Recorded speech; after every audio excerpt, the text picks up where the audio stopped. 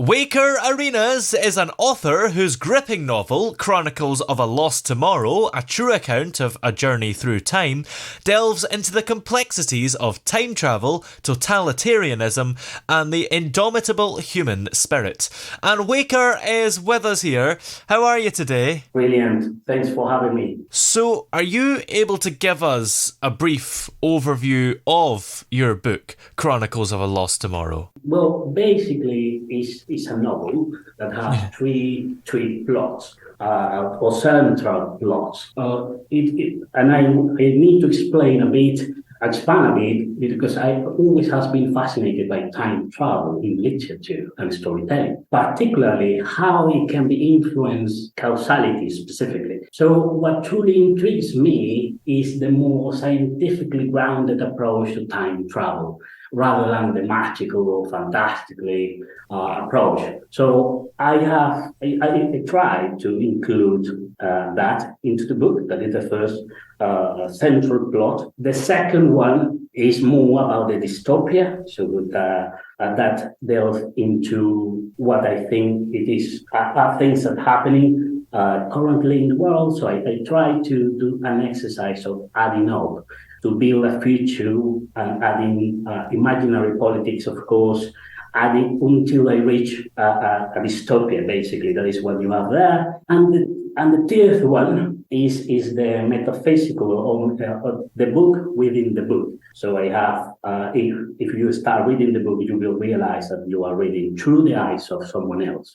So basically, without saying more, to give you interest in reading the book, that is basically what the book contains. And how did you approach blending those elements of science fiction, dystopia, and philosophical examination in the book? Well, it's an interesting question, because in pop culture, we already have, for example, Ender Game or Planet of the Apes. And those movies, for instance, explore a time travel based of physical explanation of time travel. I mean, to not bore you, people travel to light speed.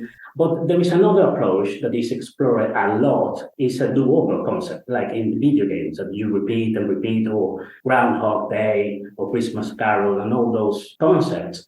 And yeah, you have the same character that delves into the causality, so he has all the memory that happened, and basically he can do whatever he wants.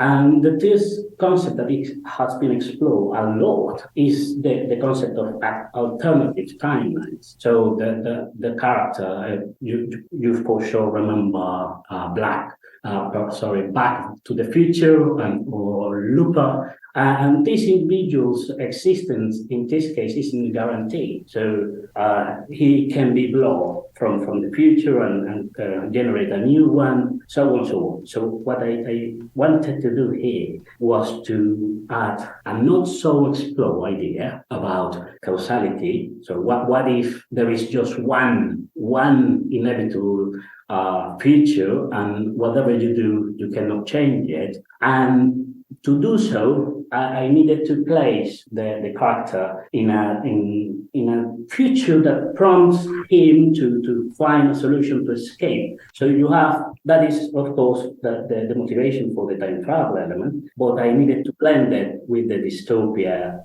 element there. And the other thing, of course, that I was interested is, for sure you remember the movie Never Ending Story, where you read the book. Yeah, that's a fantastic movie. So I was trying to use, I was inspired by that. So I tried to involve or use the same kind of spirit. So you are reading that, but at the same time affect your reality. So that is what I try to do with this. And of course, time travel is quite an important part of the book. So what unique perspective or approach did you bring to the concept of time travel that sets your story apart from others in that genre? Well, excellent question. I explore an alternative hypothesis related to causality and time travel. And what I used was non-fictional books written by academics like Geometry, Relativity, and Fourth Dimension by Rudy Rocker, or About Time from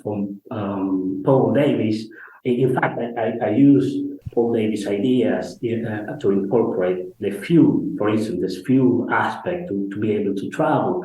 And of course, the other thing that I did is to focus, because I am an engineer, so I try to focus on the devices that enable time travel and intertwine these devices with enigmatic elements found in our world today. So as you know, we currently, I am talking about right now, today, in this planet, we have mysterious components scattered around the globe that remain beyond our comprehension. So I try or I delve into the counterpoint to the idea of alternative timelines, suggesting a single timeline devoid of a free will, but using these elements that we have today. So the story at the end, you will, of course, I try to not dedicate too much in complicated concept, because it, of course, is not an academic book. Yeah. But I use those concepts from reality and also use current devices that exist today, and we don't know how those devices work. So those elements are in the novel. How did you envision the challenges and consequences of time travel influencing the characters' experiences and decisions? Well, one of the things that I mentioned that answer shortly your question, I will expand a bit more, is the third central storyline. I delve into the concept of book within a book. So that metafiction or nested storytelling is an approach where the reader experiences the book through the eyes of another character. So I already mentioned a well-known example, but my book explores this concept, but paying attention or trying to make the reader to pay attention to the pinpoint where exactly the act of reading the book within the books become a part of the story. So a revelation not immediately recognized by the reader until they have completed the book. In fact, some may even miss it. What are the sort of underlying philosophical themes in the book? There are several concepts that pique my interest. As of course, some are rooted in science, like an understanding of calendars, for example, or wormholes.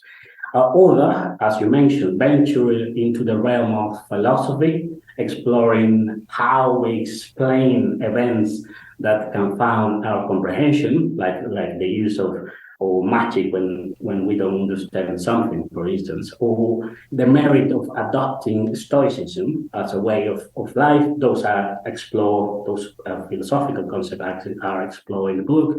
But still other topics touch upon the themes of balance and celebrate the wonderful qualities that both men and women possess, because the dystopia use social elements that happen today and blend it into a story to create the dystopia. So what I try to do underlie that is to recognize our differences as not as negative, but as strength that enhance our integration within society. Now, what do you hope readers will remember the most about reading the book after they've finished it? Well, was curious to start reading the reviews of the book when I start sharing it, because I was fascinated by something that I haven't mentioned, but they mention it a lot, and is the way that the story is written. Because I use another approach that was, of course, is not a linear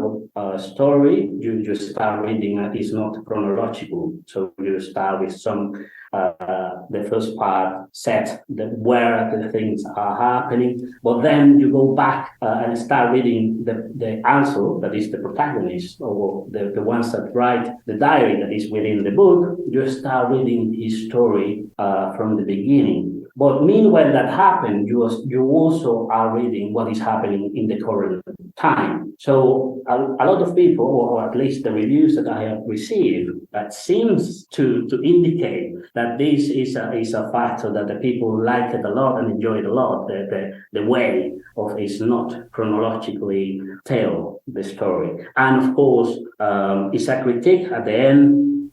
Some of the reviews talk about they start thinking about things that they are doing today that they thought were positive things, but within the book they realize that we need to think through certain things that we are doing today. Well, are there any other upcoming projects or books that you're working on at the moment? Well, I have this book in Spanish. It is already published, so you will find it as well. I was trying to appeal to these social elements that are part of this story. Try to bring it to Latin America, because in my perspective, those things that are in the book are well known for people that speak English, but not so in Latin America. We don't discuss those things, so I included there, so that you will find that book in Spanish as well. And I have another book, The Coloring Bestiary and Mandalas with Affirmation for Kids, that are dedicated to specific audience, I mean the kids. So yes, I try to mix those things, try to write to a more adult audience, but I also like to work for kids, because I am a father, so I try to give material to my own kids as well. So that is currently what is happening. Well, where are we able to find this book, Chronicles of a Lost Tomorrow, a true account of a journey through time? You can find it right now in Amazon. It's in all the markets, so in UK, in the US, in Australia. You can find it anywhere in Amazon. At the moment, you will not find it in a store yet, but soon will be. Excellent. Well, many thanks for joining us today. It's been great to have you here. Thanks to you for having me.